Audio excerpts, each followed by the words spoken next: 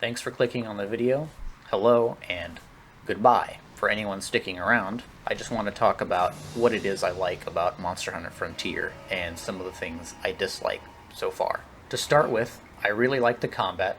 The monster AI is simple, but it works well with the limitations you as the player have, like not being able to roll behind you and the really long healing animation, which means finding an opportunity to heal becomes much more important. Another thing I like is that because the monster AI is simple and healing takes much longer, I like that you can approach a monster from a certain direction and distance and get them to do a particular move. So for instance, I was fighting Kezu, and whenever I got hit, I would go behind him and get close enough for him to start his AoE electricity attack. So I could use that opportunity to heal and also have enough time to dodge in case of an incoming attack. And so it becomes more important to pay attention to the monster's moves and how long it takes for them to recover and act afterwards. I love the maps and the amount of variety in the environments and the skyboxes.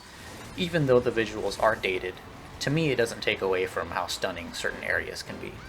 It invokes the same feeling of awe and amazement I get when looking at the environments and world, which I can't really say I felt for any of the maps in Rise. And this isn't particular to Frontier, but one of the things I really like about these older games is that the gathering spots are really well integrated into the environment, so much so that it can be very easy to miss gathering spots because of that. For instance, I accepted a quest to deliver iron ore, and then ran around the map several times, unable to find a single mining spot, mainly because I was looking for something that resembled the mining spots in World and Rise. But eventually, I looked at a crack in the wall of a cave and went up to it and realized that it was a mining spot.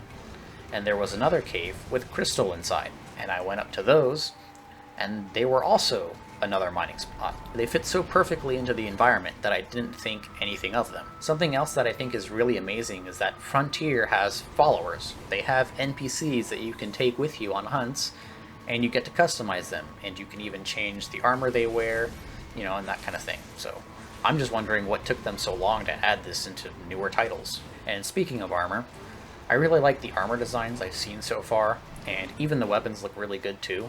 Moving on to the things I don't like though, pretty much all of those things have to do with quality of life stuff.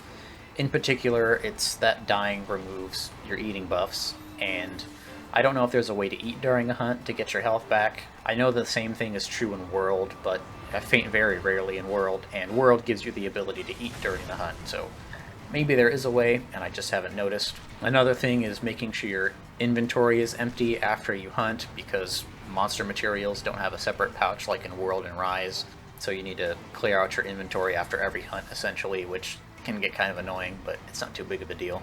I do like that you have to bring pickaxes to mine and bug nets to capture bugs, but they take up inventory space and they can break, so that can be somewhat annoying.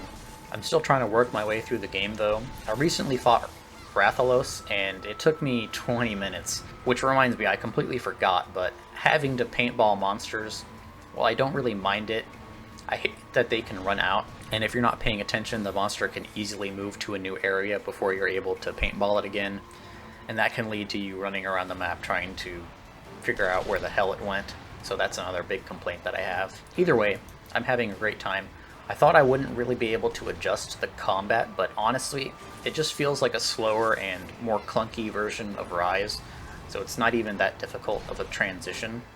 At least I think anyway, but that's pretty much all I wanted to say.